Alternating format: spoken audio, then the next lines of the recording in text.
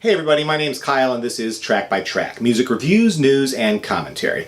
And today I'll be reviewing the brand new Foo Fighters album, Concrete and Gold. Now, you know how some bands always remind you of a specific time or moment in your life? For me, when I think of Foo Fighters, it always takes me back to my record store days in the mid-1990s. I recall selling a ton of copies of their self-titled debut album. But what I oddly remember most from that time is when we got in Foo Fighters t-shirts featuring the Ray Gun album cover art. I remember thinking, that is a cool shirt. What are these guys saying again? Of course, the other question everyone was asking was, what's a Foo Fighter? The answer, of course, is it's a term that originates in World War II that was used to refer to a UFO sighting. Now, I don't know that anyone today would say they saw a Foo Fighter, unless they ran into Dave Grohl walking down the street. But UFO sightings do happen, and they're more common in some states than others. Where are you most likely to be abducted by aliens? Stay tuned after the review for a segment called Top 5, where I'll reveal the top 5 states for UFO sightings. Now, true story, in 2011 I was actually surprised to see Foo Fighters in Texas. The band, I mean. I was in Austin for South by Southwest, and Foo Fighters were there to promote their documentary film Back and Forth. They were also set to release the album Wasting Light the next month, so they took the opportunity to play a surprise show at Stubbs to play the whole album in its entirety. If there'd been a roof on the place, they would have torn it right off. I don't think I've ever seen a band so energized by the music they were playing on stage. Now, I know if you've seen Foo Fighters in concert, you know they put on an amazing show. But I'm telling you, that night at Stubbs had to be one of their best. And maybe I'm biased from the experience, but I also tend to think that that album was also one of their best. Fast forward a few years to 2017, and we have the 9th Foo Fighters album, Concrete and Gold. There's been a lot of buzz around this album coming out, with some advanced reviews saying it was their best work since the late 90s. Now, like I said, I think Wasting Light was pretty great, but its follow-up, Sonic Highways, was an album that didn't really seem to gel. It was a cool experiment, recording in studios around the country and making a documentary series about it and all, but ultimately it failed to produce a fully cohesive album. Now with Concrete and Gold, even though they released a couple of advanced singles, I made a point of avoiding listening to them because I actually wanted to hear all the new music together in the context of the entire album. So let's get into it right now. Concrete and Gold kicks off strong with Tshirt, a song that has some of the best production I've heard on a Foo Fighters record. There's definitely an epic feel to the track, and the drama of it draws an obvious comparison to Queen. But I'd also say it recalls the kind of almost rock opera-esque vibe we got on Green Day's American Idiot, or to a lesser extent, The Black Parade by My Chemical Romance. I love the grandeur of it all and the lush, layered vocals, and then all of a sudden, it ends. Less than a minute and a half into things, right when I'm starting to get into it, the band switches gears. So that's kind of a bummer. I really would have liked to have seen where this song, this sound, could have gone, but the band instead switches gears and dives right into the next song. Run was the first single to be released from the album, but for me it's just track 2. Still, I could see why it was selected as a single. Even though it's a pretty heavy track and it gets a bit screamy at points, it's one of the most melodic and hooky tracks on the album. And that's actually one of the problems I have with Concrete and Gold. There's not many songs with a real hook. Now don't get me wrong, everything on this album sounds great, but there's very few songs you can hum along to. Not that you're gonna literally hum along, but if you were describing a song from this album to a friend and they said, "Oh, I think I know that one, how does it go?" You'd have a hard time answering. With Run, you'd at least have the descending chords from the chorus that, in a pinch, you could probably even whistle. Moving on to Make It Right, we start to hear some really interesting 70s style rocking out, in spite of the fact that Justin Timberlake is providing background vocals. There's a strong stranglehold vibe on this song, if you can believe it, and the drums on this track are just killer. So hats off to Taylor Hawkins. This is one of his highlights on the album.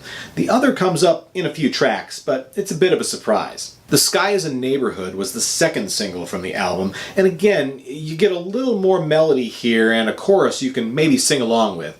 It's a good stomper, and I'm betting it'll play well in concert.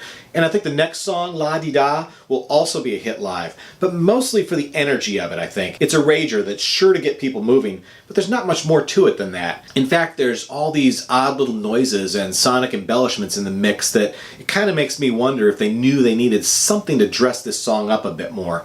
Otherwise, it's not very interesting. As the second half of the album starts off with Dirty Water, we're back to the 70s vibe, but this time it's more of an AM Gold 70s. I mean, listen to the soaring background vocals on this thing by Inara George from The Bird and the Bee. Things pick up midway through, though, because this is a Foo Fighters song after all, and I have to say I'm disappointed in that choice. Instead of staying on a more unique trajectory, Dirty Water evolves into a typical Foo Fighters song. And again, that's just not as fresh or interesting. Arrows hits me kind of the same way. There's not a whole lot going on with the song that we haven't heard on a lot of other Foo Fighters songs, and unfortunately that makes it kind of forgettable. There's hints at something more, like how the song sometimes sounds like a track by The Cult, and at the very end there's this epic burst of guitar that we desperately needed more of, and much sooner. Happy Ever After's 0 Hour changes the tone though, and slows things down to a shuffle. This is a mostly unplugged track, and it is actually refreshing to hear the sound of fingers scraping across acoustic guitar strings. And speaking of strings, there's some nice strings filling in the background of this song too. This is one of the highlights of the album for me, so it's kind of a shame that the band couldn't find a proper way to end it. It just fades out. Oh.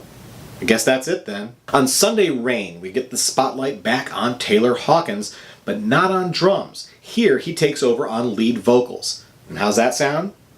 Kind of like Steve Miller, actually. Musically, I get a sort of Tom Petty vibe, too. It's a decent track, maybe one of my favorites, surprisingly. And even more surprising is none other than Paul McCartney subbing for Taylor on the drums. Who'd have thought? Dave and Taylor are back in their familiar roles on the next track, The Line. Here again we get the familiar Foo Fighters formula. It's nothing new, but I do think this is the song on the album that gets the formula just right. Everything is in balance on this song. It's a perfect mix of Dave's trademark lead vocals as well as layered backing vocals, along with a really nice mix of guitar sounds that blend well in service of the song rather than being in your face. Tyler's drumming is great too, once again not calling attention to itself. By the way, after the opening track, this is the second shortest song on the album, and like that song, I'm left wanting more. Finally, we have the title track, Concrete and Gold. We're back into the 70s vibe to close the album down. It's a little bit Neil Young and more than a little bit Pink Floyd. That being said, there's not a lot happening here. I mean, how can you tease us with a comfortably numb style chorus, but not give us the epic guitar solo as a payoff? I've complained about several of the songs on this album being too formulaic, but this song is almost worse. It hints at something fresh and new for the band, but refuses to go there. That's a pretty disappointing way to end an album. In spite of the conclusion though, Concrete and Gold is a solid album. For my money, it's better than their last, but not as good as Wasting Light. I'd say it kind of hovers in the middle of their catalog, falling more on the side of their better albums than the weaker ones. Like a lot of things though, I think you'll enjoy it more if you don't overthink it. Yeah, we've heard a lot of this before, and we liked a lot of this before, but ultimately Concrete and Gold doesn't really break any new ground. Here you get what you expect from a Foo Fighters album, and that's about it. So I'm giving Concrete and Gold by Foo Fighters an X rating of 7. But as I said before, this is one of the best live acts around. So if you get a chance to see Foo Fighters in concert, expect a 10, if not 11. Speaking of seeing Foo Fighters, they are on tour in the US starting this month, and they'll be appearing in 2 of the top 5 states for UFO sightings. What are those states, and do you live in one of them? Grab your tinfoil hats. Here's the top 5 states for UFO sightings. In 5th place, it is the state of Pennsylvania. Number 4, Washington.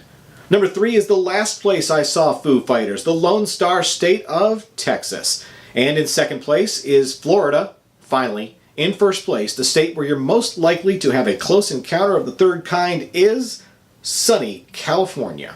So there you go, the top 5 states for UFO sightings. Interesting that New Mexico didn't make the list, home of Roswell and Area 51. Must be some kind of conspiracy. Once again, my name's Kyle, and this is Track by Track, music reviews, news, and commentary. If you like what you see, please be sure to click the old thumbs up icon. Plus, check out some of these other videos and reviews from my channel. And of course, be sure to click subscribe, because true music fans always want new releases the day they come out. Thanks for watching, and I'll see you next time.